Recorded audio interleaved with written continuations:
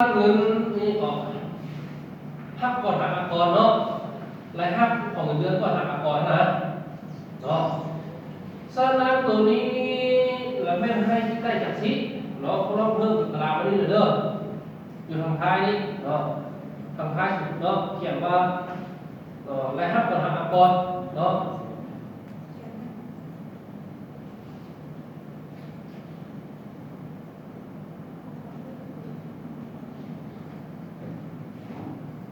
ใส่เป็น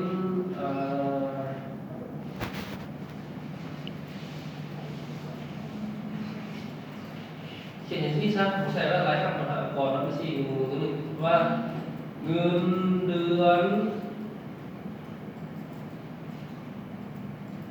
ที่คือเสียก่อนเนาะ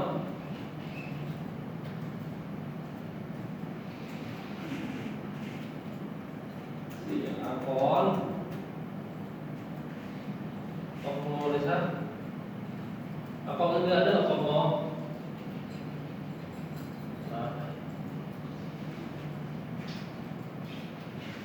นี่เนาะคิดว่าแล้วเวลาคิดได้เขาก็เอาเงินทั้งหมดเนาะรายหักทั้งหมดมาลบให้เงินหักขาดขาดเนาะเขาอาจจะใช้สูตรตัวนี้ก็ได้เนาะเท่ากับซ้ำเท่ากับ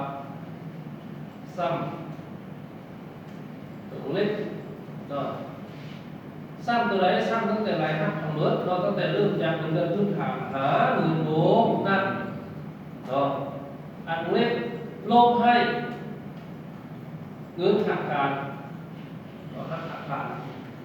เท่านี้เราจะได้เงินที่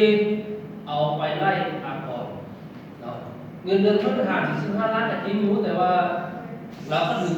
หักไปฉะนั้นเงินที่จะได้ไปได้ก่อนตั้งแต่6 ล้านเนาะ6 ล้านเอาบุญสู้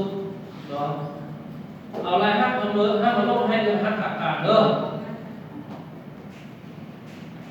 ลบให้เงินหักขาดการ